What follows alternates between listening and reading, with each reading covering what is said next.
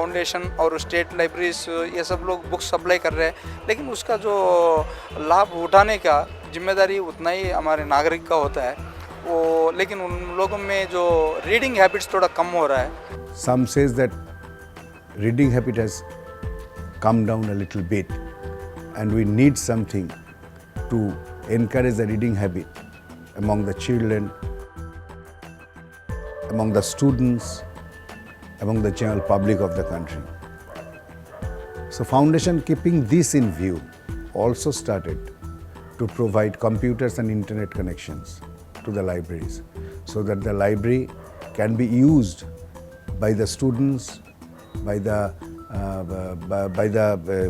children, as well as even the teachers can use the library and have their and take the advantage of this system. अगर stress करना है education पे तो education libraries के बिना हो ही नहीं सकती, लेकिन मुझे थोड़ा सा ये भी महसूस होता है कि आजकल के सिस्टम में लाइब्रेरीज़ को इतना महत्व नहीं देते हैं स्कूल्स में। जैसे हमारे टाइम में तो एक वन डे में एक सब्जेक्ट होता था तो लाइब्रेरीज़ का ही, जिसमें हमको पढ़ के उसके वापस हमारे टीचर्स को जवाब देने पड़ते थे, तभी उनको पता लगता था कि हमने पढ़ा कि नहीं पढ़ा।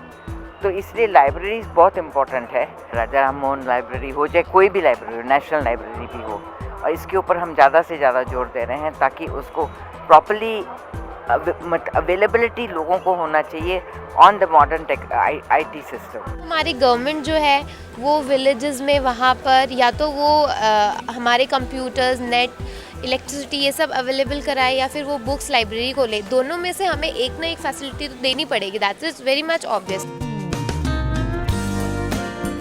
समय के साथ कदम मिलाते हुए RRRLF देश के सार्वजनिक पुस्तकालयों के बारे में डाटा बैंक स्थापित कर रहा है। फाउंडेशन की कंप्यूटर इकाई की स्थापना का उद्देश्य है सूचनाओं को एकत्रित करना, उन्हें दोबारा जुटाना और उनकी तमाम प्रोसेसिंग करना। फाउंडेशन 10 सालों में एक बार सार्वजनिक पुस्तकालयों को शैक्षणिक उद्देश्यों की पूर्ति के लिए नए कंप्यूटर खरीदने या पुराने कंप्यूटरों में सुधार करने तथा अतिरिक्त उपकरण खरीदने में मदद करता है। We had meetings. In the first meeting, 4 groups were made. One was the group on National Virtual Library and modernization and networking of libraries. I'm the chairman of that group. Then another group on school libraries, another group on the community libraries, and then a group on education in library and training of the library professionals in the country. So these were the 4 groups, and we deliberated upon various projects during the last 1 year, and now the consensus is that the National Virtual Library would provide information to a large number of public, and let us initiate that. 3 working group बनाए हैं। एक working group तो है national virtual library develop करेगा ताकि मतलब जो है ग्रास रूट्स तक इलेक्ट्रॉनिक रिसोर्सेज को उनको एक्सेस मिल सके। दूसरा ये मतलब कर रहे हैं कि एजुकेशन रिसर्च एंड ट्रेनिंग के ऊपर, क्योंकि जो मतलब हमारा नेशनल नॉलेज कमीशन था उसके वर्किंग ग्रुप ने एक रिपोर्ट दी थी, रिकमेंडेशन दी थी कि मतलब ये होना चाहिए कि advance research and training institute होनी चाहिए। तो वो जो है नेशनल मिशन मतलब उसको कर रहा है कि वो मतलब जो है इंस्टीट्यूट मतलब बने in the long run. Right now तो मतलब जो ट्रेनिंग होगी उसके लिए उन्होंने इंस्टीट्यूशंस आइडेंटिफाई कर लिए हैं, जैसे राजा राम मोहन राय लाइब्रेरी फाउंडेशन भी ट्रेनिंग देगी, डेलनेट भी देगा, पंजाबी यूनिवर्सिटी पटियाला भी देगी, DRTC भी देगी। इसी तरीके से ये इंस्टीट्यूशंस करेंगे। अल्टीमेटली फिर जो 12th प्लान में ये प्लान कर रहे हैं कि इसी जो मिशन है इसको कमीशन में कन्वर्ट कर दिया जाएगा। एक है कंटेंट क्रिएशन, जो डॉक्यूमेंट्स हैं कॉपीराइट डोमेन के बाहर आ गई हैं उनको डिजिटाइज करके मतलब पब्लिक डोमेन के ऊपर डाला जाए ताकि वो लोग जो हैं उसको करें। सो बेसिकली जो है जो मिशन है वो मतलब सारा उसकी मतलब policy making, strategy making, programme development है, लेकिन राजा राम मोहन राय फाउंडेशन इसकी इम्प्लीमेंटिंग एजेंसी है। तो मतलब फ्यूचर में इसका रोल जो और भी एक्सपैंड होगा। अपनी स्थापना के बाद से ही RRRLF ने 30,134 पुस्तकालयों, 272 युवा केंद्रों और 49 जवाहर बाल भवनों को आर्थिक सहायता उपलब्ध कराई है। RRRLF राज्य पुस्तकालय समितियों की मदद से देश के कोने कोने में पहुंचता है। हर राज्य केंद्र शासित प्रदेश के प्रशासन को राज्य पुस्तकालय समिति गठित करने की सलाह दी जाती है, जिसमें विशिष्ट संख्या में सदस्य हों और साल में कम से कम 2 बार जिसकी बैठक होगी। फाउंडेशन में एक बहुत बड़ी बात है कि बहुत सारी कमेटीज़ हैं, उसमें एक रिसर्च कमेटी है, ग्रांट्स कमेटी है और बहुत सारी कमेटी हैं। फाउंडेशन कोशिश कर रहा है और बहुत कोशिश की और फाउंडेशन की वजह से बहुत सारे लाइब्रेरी डेवलप भी हुई और बहुत सारे चेंज भी आए हैं। लेकिन केवल हम बार बार एक बात को कहते हैं कि सरकार करेगी, वो दिन चले गए। फाउंडेशन करेगा, वो भी चले गए। फाउंडेशन आपको पॉलिसी देगा, एक्सपर्टीज़ देगा, मटेरियल देगा, लेकिन उसकी एक्सेस तो लोकल लेवल पर लोग करेंगे। इसमें स्टेट्स गवर्नमेंट्स का बहुत सपोर्ट हमको नहीं मिल पाता फाउंडेशन लेवल पे, जिसके चलते हम लोग हमेशा चर्चा करते हैं। उसमें मैं देखता हूँ बंगाल में ज़्यादा लोग पैसा ले लेते हैं, आप भी उसमें मेंबर है।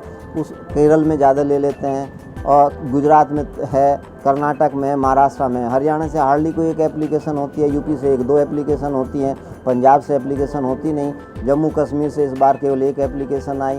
तो ये जो चीज़ है, इसके कई सारे और भी ब्यूरोक्रेटिक प्रॉब्लम्स भी हैं, उनको मैं अब क्या डिस्कस करूं।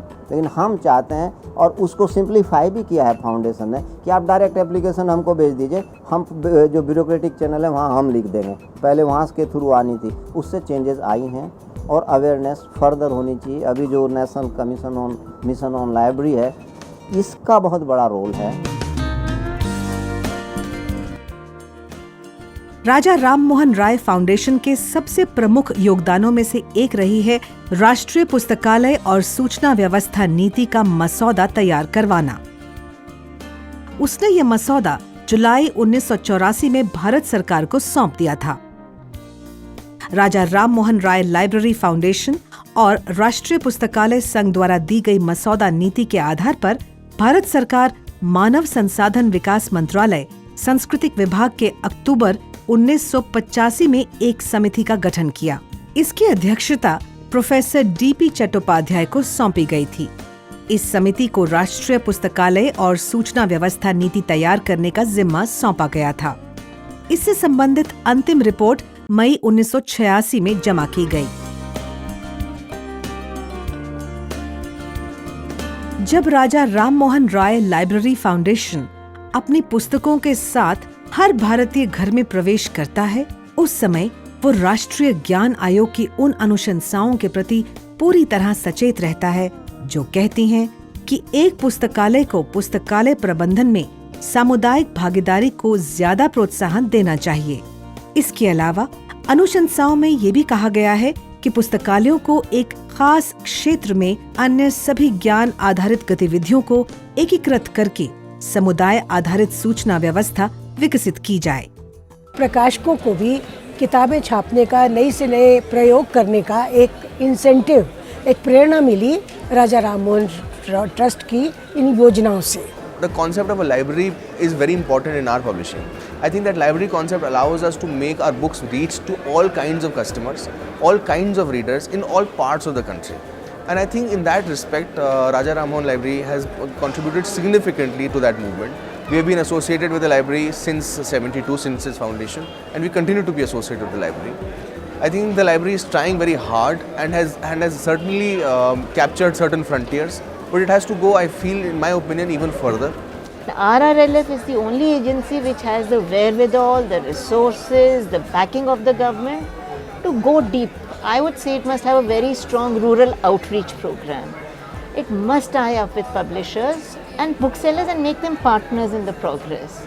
Because what I find is there are books, there are readers, The bridge is missing. Definitely, the foundation needs to have greater interaction with the publishers and also the reading public to know their needs and what kind of books exactly are what villagers need, people in the cities need, students and teachers need, because the needs differ from section to section, from place to place. And for that, I think the foundation needs to really do some kind of a reading survey of the changing tastes and sensibilities and needs of the readers in different parts of India. The books must be promoted through those movements, various movements, and the government should take an active interest in promoting books. Raja Ram Mohan Roy library foundation एक अहम role अदा कर रहा है 1972 से, और मुझे लगता है कि उनको अभी और अपने इस मामले उसको बढ़ाना चाहिए। जैसे कि अभी मैंने पिछले दिनों में अखबार में पढ़ रहा था कि भारत सरकार पुस्तकालयों का जाल गांव-गांव तक फैलाना चाहती है। मुझे लगता है कि ये एक मिशनरी का काम है, और इसको क्या नाम है, गांव-गांव तक फैलाने से क्या होगा, किताबें गांव-गांव तक पहुंचेंगी और इससे लेखक, प्रकाशन और उनको एक ताकत मिलेगी। राजा राम मोहन राय फाउंडेशन के आने के बाद आज जो आप मेले में सैकड़ों प्रकाशक देख रहे हैं, उसमें राजा राम मोहन राय की फाउंडेशन की बहुत बड़ी भूमिका है। उन्होंने न केवल पुस्तक संस्कृति का विकास किया, बल्कि प्रकाशन व्यवसाय को भी एक नए प्राण दिए। जितनी प्रोग्रेस बुक पब्लिशिंग में पिछले चंद वर्षों में हुई है, 20-25 वर्षों में, उतनी किताबें शायद पहले नहीं छपती थी। Coordination between the national mission and the RRLF is concerned, there's definitely a major coordination right in the concept itself. Once the ministry thought of initiating the mission, they felt that RRLF is the agency through which the ministry could operate upon. Now, RRLF also has its own mandate of providing information, knowledge to people, and at the same time the National Mission on Libraries also wants the same thing too. So there's a convergence of the two coming together. समय के साथ कदमताल मिलाते हुए RRRLF एक digital पुस्तकालय विकसित करने की दिशा में भी कदम बढ़ा रहा है। ऐसे वक्त में जब ये देश के समाज और गांव में अपनी पहुंच का पहला चरण पूरा कर रहा है, RRRLF दूसरे चरण की शुरुआत के लिए पूरी तरह तैयार है। इस चरण में डिजिटलीकरण और भागीदारी वाले प्रशासन को अंजाम दिया जाएगा। अब राष्ट्रीय पुस्तकालय अभियान भी राजा राम मोहन राय लाइब्रेरी फाउंडेशन के साथ मिलकर ग्राम पंचायत के जरिए पुस्तकालय अभियान को बढ़ावा दे रहा है। इससे राजा राम मोहन राय के आधुनिक शिक्षित भारत का सपना जरूर पूरा होगा। I think in the coming years, the Raja Ram Mohan Rai Library Foundation will play a major role to contribute for good education, to awareness in the society. We feel that there is a need to relook at the objectives of the mission as well as the objectives of the foundation.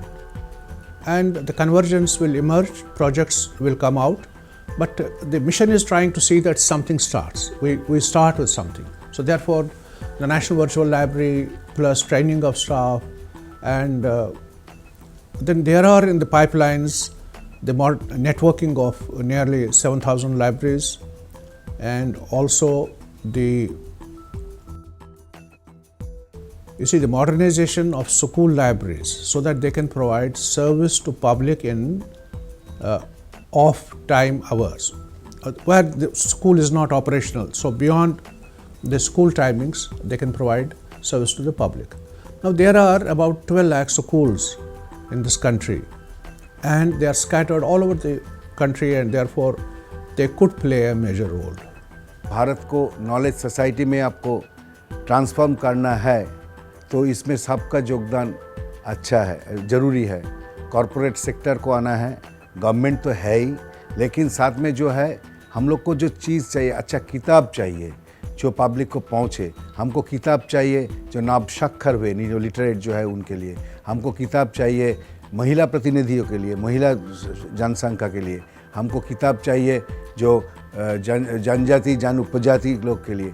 ये publisher लोग जो किताब को publish करते हैं, वो प्रकाशक लोग को तो ये अच्छा कंटेंट, अच्छा किताब लेके आना चाहिए। साथ में यही भी करना चाहिए कि ये एक नोबल मिशन है, ये मिशन की तरफ से अगर काम करेंगे तभी हमारा देश सुदृढ़ होगा और ये देश को हम नॉलेज सोसाइटी में परिवर्तित कर सकेंगे। Education, health, all these things are to be given the proper attention by the civil society. Particularly if the civil society can start a social movement with the library, they can do this thing. But unfortunately it has not yet been done. But I will be extremely happy if we also approach the civil society. Whatever you want to do, you do it. But put some of your valuable time for for spreading these library activities and etc. I think that would be the better. So that will help us.